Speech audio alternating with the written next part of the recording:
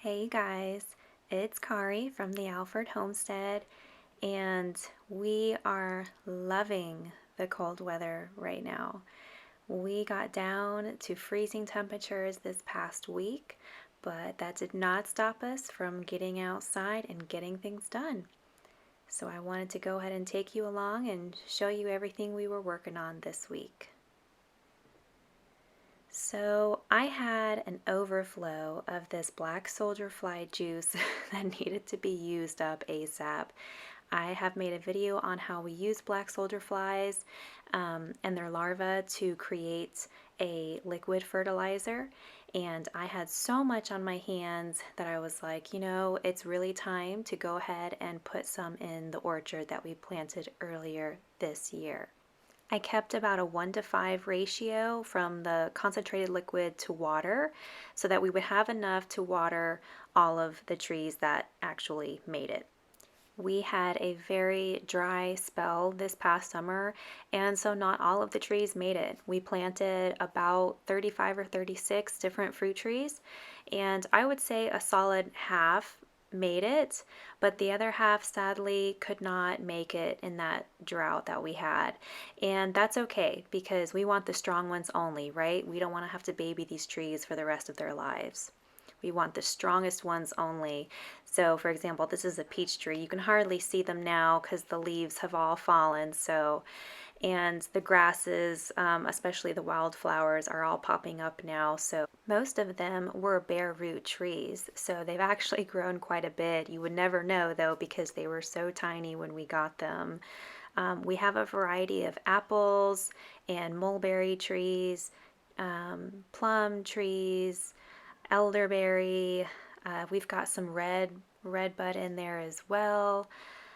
For nitrogen, red bud is a nitrogen fixer, so you always want to intersperse those in your fruit trees as well. And red bud is very local here to us, so those all made it for sure. And the mulberries did fantastic. They still had their leaves on. So the three or four mulberries that we've got are doing wonderful. So I was very happy to see those. Those guys were so tiny. They were like the size of my hand when we planted them back in February. So very happy with that. Okay, so next up on the list was to go ahead and shift the compost ring so that we can make a new compost pile. This compost has been in that ring for 2 weeks now, and Billy from Perma Pastures actually says to do this every week, okay, to make a new pile every week. And we didn't get to that, so we're doing it now at 2 weeks. And I will say, we were so impressed with what this compost looked like after just 2 weeks of sitting in there with the chickens scratching and pecking at it and just adding to it over time with dried leaves and kitchen scraps. We were thrilled with what this looked like after just 2 weeks. So we have high hopes for this to use in the garden next year. We will create piles that we're going to use for our garden. We'll just tarp it over for the winter so that we don't lose any of those nutrients over time. You don't want to just leave soil bare to the winds and the cold and all the environmental stresses, and it'll lose a lot of its nutrients and a lot of its value that way. So we've got that piled up now and giving it a good water down, of course. Always want to do that. And we're going to go ahead and start a new ring right next to it. The chickens are actually situated right on top of the summer garden. They're covering 1/2 of it right now. So once we have enough rings in their current station full of finished compost, we will go ahead and shift their entire home, their entire setup right now, to the other half of the summer garden. So even though they're working on the compost, they are additionally working on that soil. Their poop, their scratching, all of it helps to rebuild and replenish that soil.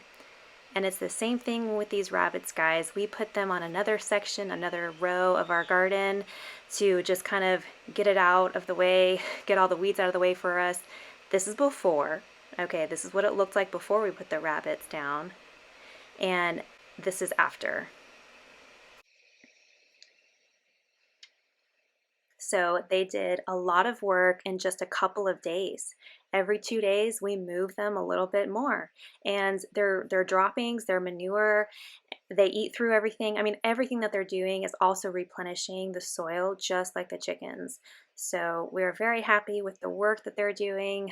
Again, if you have something on the homestead, be it an animal or a tool or what have you, if it's not doing double work, then it's not worth the investment because you have you have to have these sort of investments on the homestead where they do not just one job, maybe not even just two jobs, but three jobs. You know, the chickens, the animals are fertilizing the land while also providing us with eggs and with meat. And not only that, but they're helping to break down all these weeds and the ground. So we're definitely happy with the rabbits. They've been one of our best homestead investments. And if you guys are even on the fence about rabbits, hands down, go for it because they have been so low maintenance from start to finish. They really have. Just keep working down this row right alongside the chickens. Everybody's happy and healthy and doing great. And because we were expecting freezing temperatures, I had to go ahead and collect all of the tomatoes off of our plants that were still thriving. And we got about a couple pounds, 2 to 3 pounds, mostly cherries. And you know, it's October, so that's the last of them. And the next project we had to go ahead and start was planting the onions and garlic. So this tarp was covering an area that we are going to go ahead and use. So it's weed free, ready to go and start making rows out of. So that's what I started working on. Um, so we're just going to shovel in some dirt. I've got about two 20-foot rows. I will put another row down for garlic, but for this time I was just getting enough to go ahead and plant some of the onions. We are doing onions by seed this year. I've never started them by seed before, so we'll see how those go. I have good faith that those will do great overwintering in our zone. We're in zone 7B, so we shouldn't really have to cover them too much throughout the winter. These are the seeds that I'm using. They're older seeds that just needed to be used up, so I ended up using much more than I normally would have. Don't mind my crazy socks. I'm a crazy sock lady, especially in the winter. So I just went ahead and planted those throughout the two rows. Initially I started, planting every 2 or 3 inches, and every 3 to 4 inches basically spacing. This is how you want those for bulbs, for nice sized bulbs. But I ended up just doing a nice thick sprinkle through the entire length of the row because I figured, I just need to go ahead and use up these seeds before they go bad. So and of course, like everything else in the garden, I top it off with some rabbit manure. I have ranted and raved about using rabbit manure in the garden so many times. You guys know I love it. It is so easy to use. You can use it right on your plants and it won't burn your plants like other manures will, like cow manure or chicken manure, horse manure. Those are all, great manures, but you have to really break those down and compost those before you can use them. And with rabbit manure, you get so much of it and you just top it off your plants. So there we have it, 2 rows of onions planted, so hopefully that will lead us to a nice harvest next year. So next on the list, one of our rabbits was expecting. So we needed to go ahead and get that nesting box in her cage with some fresh hay. That way she can go ahead and make herself a nice little nest for her kits. This is her second litter. Her first litter wasn't very successful. She had 5 kids and only 3 of them survived. So hopefully this will be a better outcome, a better a better litter. We'll see how it goes with this one. And we also needed to go ahead and rebreed another doe. Her kits are already long gone and we've given her a little bit of a break. I think we wanted to try and get her a little bit heavier than she was to put on just a little bit of weight before we bred her again. So that's what we're going to go ahead and do now. So we'll just go ahead and get her in there with the buck. We have two bucks, one who is amazing, the top buck there, and he's bred numerous times before. And then this buck here has only ever bred once. So we're trying to get him up to speed with the breeding program. Rabbits breed very quickly. It's a pretty quick process, but it's pretty clear too once they've done it. Once he's actually managed to breed her, so we will just leave them in there for about 15-20 minutes. All right, so in the kitchen this week, we were very cold, so I love to cook and bake things. This was just one of the leftovers from the night before, just a nice hearty turkey chili that I made. It was so delicious, especially as a leftover on a freezing cold day.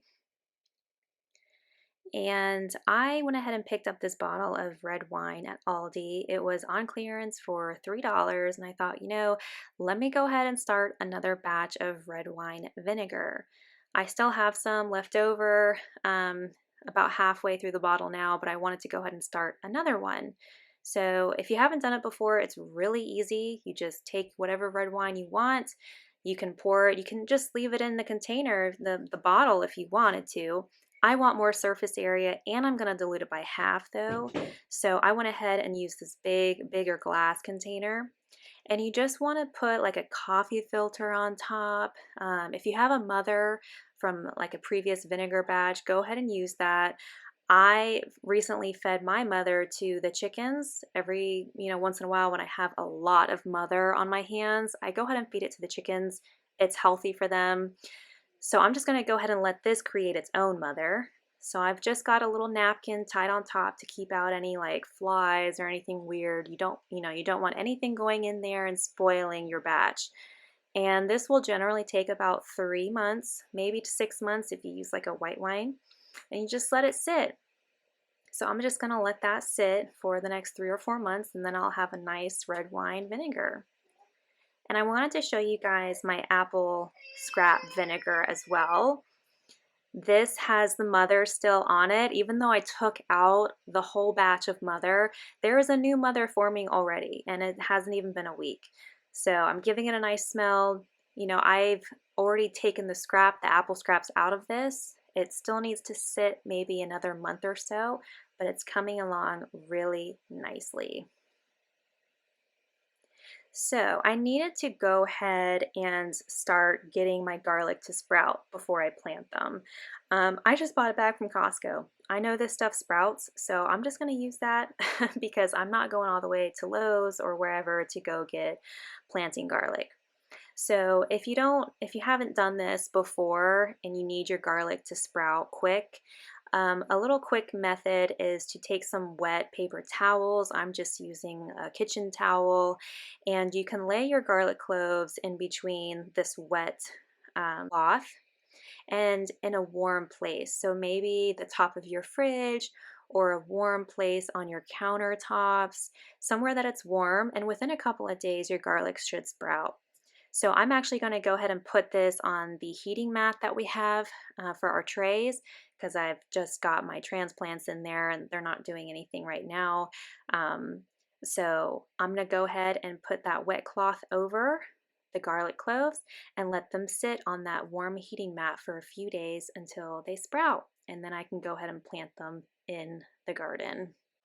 And we ended our week with another wonderful batch of soup. This was a lentil and vegetable soup. It was amazing. And I will link what recipe I used down in the description box for you guys. It was so filling and just made for happy tummies. All right, you guys, I hope you enjoyed this video. I'll see you next time.